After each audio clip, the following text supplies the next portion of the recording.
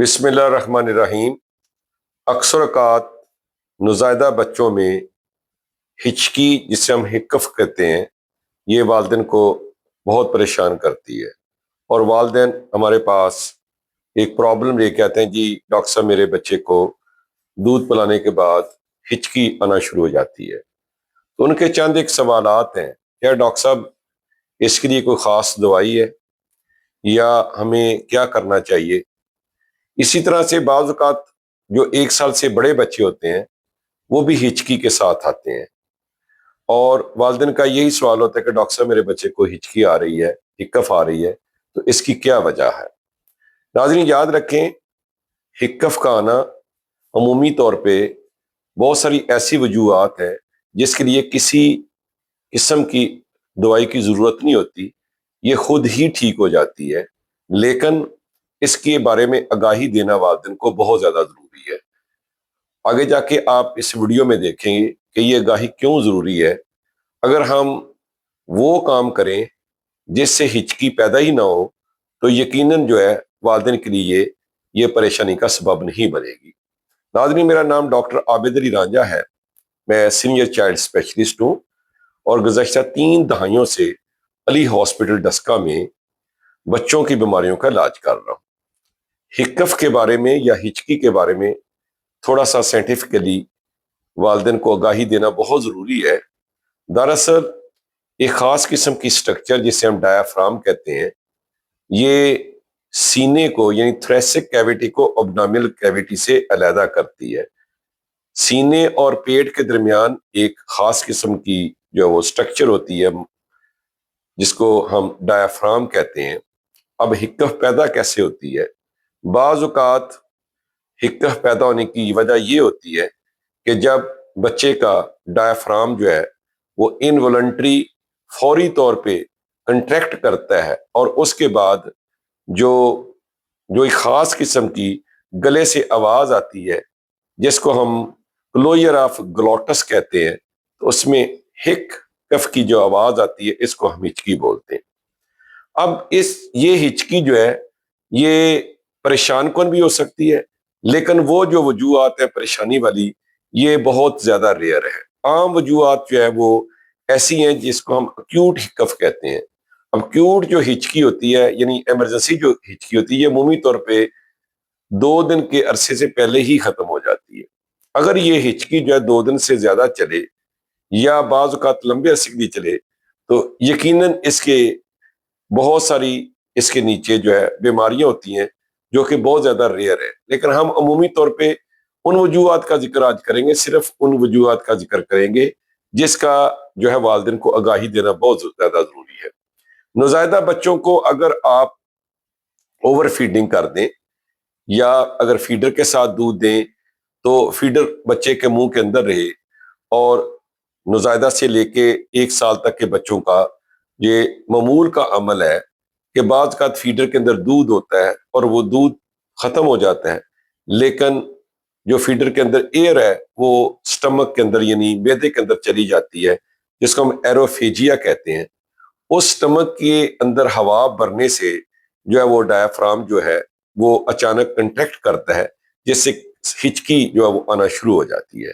اب اس کا علاج کیا ہے کہ آپ نے جب فیڈ کروانا ہے تو فیڈ کروانے کے بعد آپ فوری طور پہ بچے کو اچھی طرح سے ڈکار دلائیں اور یہ ہچکی پیدا نہیں ہوگی۔ اسی طرح سے اگر آپ اوور فیڈنگ کرواتے ہیں، بہت زیادہ دودھ پلا دیتے ہیں، پھر بھی پیٹ جو ہے وہ زیادہ پھولنا شروع ہوئے گا یا ابڈومینل ڈسٹینشن ہوگی سٹمک کی، تو جس سے جو ہے وہ ہکف جو ہے یا ہچکی پیدا ہوگی۔ تو اس لیے جب آپ نے فیڈ کرنی ہے تو روک روک کے جتنی بچے کی ڈیمانڈ ہے اس کے مطابق آپ دودھ دیں تو ہچکی پیدا نہیں ہوگی۔ تیسری وجہ جو ہے وہ عمومی طور پہ یہ ہے کہ آپ دودھ پلانے کے بعد فوری طور پہ بچے کو سیدھا لٹا دیتے ہیں، اس سے بھی جو ہے وہ دودھ اوپر کی طرف آتا ہے اور سٹمک کے پریشر سے جو ہے وہ ہکف ہوتی ہے، جس کی وجہ سے والدین پریشان ہو جاتے ہیں۔ لہٰذا بچے کو دودھ پلانے کے فوری بعد سیدھا نہیں لٹانا چاہیے۔ اور چوتھی وجہ یہ ہو سکتا ہے کہ چھوٹے بچوں میں بعض اوقات ایک خاص قسم کی پرابلم ہوتی ہے جس کو ہم گیسٹرو ایسوفیجل ریفلکس ڈیزیز کہتے ہیں۔ وہ اگر آپ دودھ جو ہے وہ پلانے کے بعد بچے کو ڈکار نہیں دلائیں گے یا ایسی علامات ہوں تو اس سے بھی جو ہے وہ ہکف آ سکتی ہے. اس کا علاج ہم پہلے اپنی کئی ویڈیوز میں بتا چکے ہیں کہ جرڈ جو ہے گیسٹرواسوفیجل ریفلکس ڈیزیز کا ٹریٹمنٹ کیا ہے. ناظرین یاد رکھیں یہ عمومی طور پہ جو وجوہات ہیں یہ چھوٹے بچوں میں ہوتی ہے جو 1 سال سے چھوٹے ہوتے ہیں، جس میں نوزائیدہ بچے بھی ہیں اور 1 سال سے چھوٹی عمر کے بچے بھی ہیں. اب ان معمول کی وجوہات کا کوئی علاج نہیں ہے، صرف آپ اگر احتیاط برتیں گے جو میں بتا چکا ہوں تو ہچکی پیدا نہیں ہوگی اور یہ والدین کے لیے پریشان کو نہیں ہوگی. بڑے بچوں میں جو ہچکی کی وجوہات ہے عمومی طور پہ جس کا تدارک کرنا بہت زیادہ ضروری ہے اور والدین کو اس کی گاہی دینا بھی بہت ضروری ہے.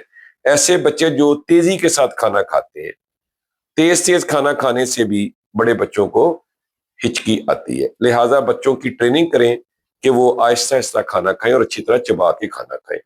دوسری وجہ بڑے بچوں میں یہ ہوتی ہے کہ بچے جو کولڈ ڈرنکس، جو کاربونیٹڈ جو بیوریجز ہیں یا کولڈ ڈرنکس جو وہ لیتے ہیں، ٹھنڈا پانی پیتے ہیں یا ٹھنڈی بوتلیں پیتے ہیں، ان میں بھی ہکف کے آنے کے چانس ہوتے ہیں. لہٰذا ان کو اس سے بھی آپ منع کریں، اس سے ہچکی جو ہے وہ پیدا نہیں ہوگی. تیسری وجہ یہ ہے کہ بچے اچانک جو ہے وہ ٹھنڈی ہوا میں جاتے ہیں اور بغیر یعنی آپ کریں کہ گرم کپڑے پہنے، اس سے بھی بچوں کو وہ ہچکی آ سکتی ہے. اس کے علاوہ کچھ بیماریاں ہیں لیکن وہ ریئر ہے ہچکی آنے کی وجہ، جیسے نمونیا میں بھی ہچکی آ سکتی ہے. اس طرح جو ہے وہ اگر ڈائفرام کے اندر کوئی پرابلم آ جاتا ہے، انفیکشن ہو جاتی ہے تو اس سے بھی ہچکی کا آنے چانس ہے. دیگر بیماری میں اگر بچہ جو ہے اس کو سی این ایس کا پرابلم ہے، مننجائٹس ہے یا ہائیڈروکیفلس ہے، لیکن یہ ریئر وجوہات ہے. اسی طرح سے بچے کو کوئی ہم اس کو میٹابولک ڈس آرڈر کہتے ہیں، کوئی کڈنی کا پرابلم ہے، یوریمی ہے، تو اس سے بھی ہکف جو ہے وہ آ سکتی ہے. اور اسی طرح سے اگر نمکیات جو ہے ان کا امبیلنس ہو جاتا ہے، یعنی سوڈیم باڈی کی کم ہو جاتی ہے یا کیلشیم کم ہو جاتی ہے تو اس سے بھی لیکن یہ ریئر وجوہات ہے. آپ نے وہ وجوہات جو کہ عمومی طور پہ نوزائیدہ بچوں میں کامن ہے وہ وداؤٹ اینی میڈیکیشن صرف آپ ٹھیک کر سکتے ہیں، جیسے کہ میں پہلے بتا چکا ہوں. اور اسی طرح بڑے بچوں میں میں نے 2-3 عام وجہ بتائی ہے جس کا کسی قسم کی دوائی کے ساتھ علاج نہیں کیا جاتا، صرف احتیاط سے جو ہے وہ علاج ہوتا ہے. امید ہے کہ آج کی اس ویڈیو سے ہچکی کے بارے میں آپ کو بہت ساری آگاہی مل گئی ہوگی اور یقیناً اس آگاہی سے آپ اپنے بچوں کو محفوظ کریں گے ہچکی سے اور آپ پریشان بھی نہیں ہوں گے جب بچے کو ہکف آئے گی. آج کی اس ویڈیو کا جو میرا مطلب تھا وہ یہ ہے کہ ہچکی کو آپ نے اگر 48 گھنٹے سے کم عرصے میں آتی ہے اور لمبے عرصے کی نہیں چلتی تو اس کو آپ نے بیماری نہیں سمجھنی بلکہ ایک یہ معمول کا بچے کا عمل سمجھنا ہے. ہمارے چینل کو آپ نے سبسکرائب کرنا ہے اور اس کو اپنے دوستوں میں، رشتہ داروں میں شیئر بھی کرنا ہے اور بھائی کو دعاؤں میں بھی یاد رکھنا ہے. بہت بہت شکریہ.